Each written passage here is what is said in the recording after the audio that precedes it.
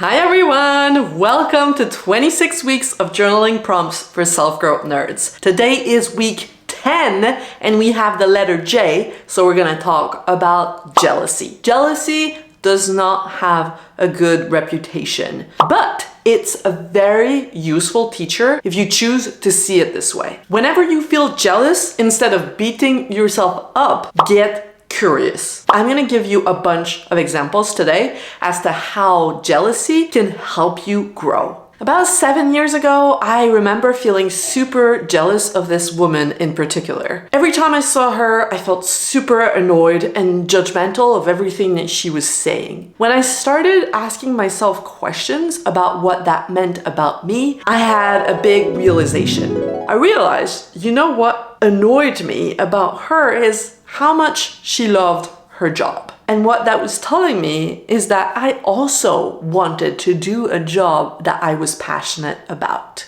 Back then, I was a graphic designer because I thought that's what made the most sense. But that was not necessarily my dream. If I was honest with myself, I knew I was not where I needed to be. I knew I was not reaching my full potential. And that's what was being tickled in me when I spent time with her. When she wasn't there, I could just shove that truth underneath the rug. I could just ignore that inner knowing. But when she was right there was this little voice inside of me that was like, we want this too. But I wanted to repress it because it meant I was going to have to change something.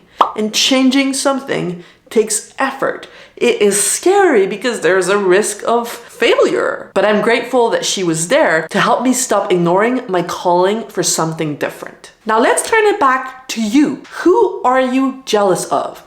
And what does that tell you about you? Let's say you're jealous of someone who takes a lot of space in social gatherings. The jealousy might show up as a judgment, like, ugh, they're so obnoxious. But this speaks volumes about what's going on internally. Maybe it tells us that you don't give yourself the permission to express your true self, and that's something you can work on. Or maybe it tells us that you struggle to accept yourself as you are. Let's say you're a more quiet person. That's okay, but maybe you have a belief that it would be better for you if you were outspoken.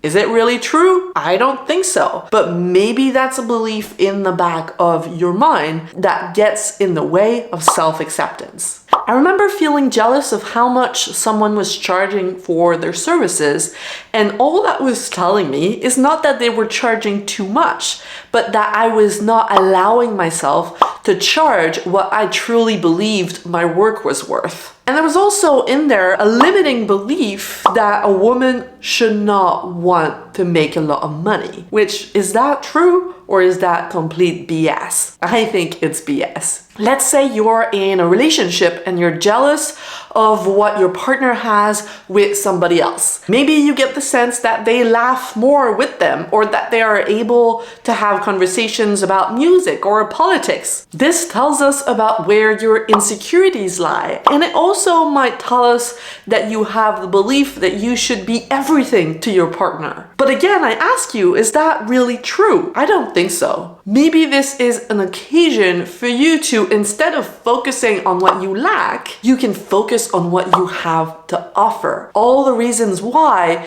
they chose to be with you. Maybe you cannot talk about music or politics, but so what? Maybe they love how understood you make them feel. Now let's say you're jealous of someone whose career is further along than yours. What does that tell us about you? Well, maybe it tells us that you're in a rush to be somewhere else, and that's a sign for you to get back to the present, to see how you can enjoy the journey more. Like I was talking about in last week's video about impatience. Maybe you're a little bit impatient. Or maybe that tells us that you don't recognize how far you have come and that you need to give yourself a pat on the back. You need to celebrate your progress instead of looking at the gap between where you are and where you want to be. One last example. Let's say you have kids and you're jealous of someone who is childless because they have a lot of time and they can do what they want whenever they want. Okay, this is also super interesting. What does this jealousy tell us about what you need?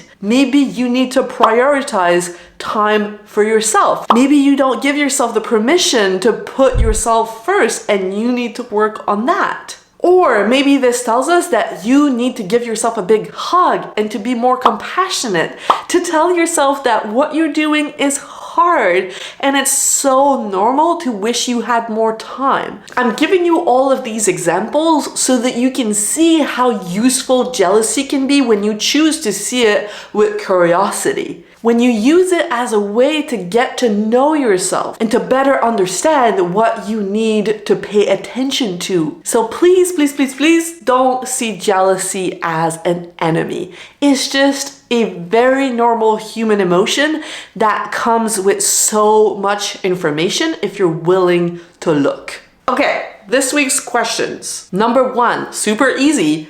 Who are you jealous of? Or what kind of people do you tend to feel jealousy towards? And number 2, what does that tell you about you? Just dig in and see what you can find. If you want to share your insights in the comments below, I would love to read them. All right? Have a beautiful week and I will see you next Saturday. Bye!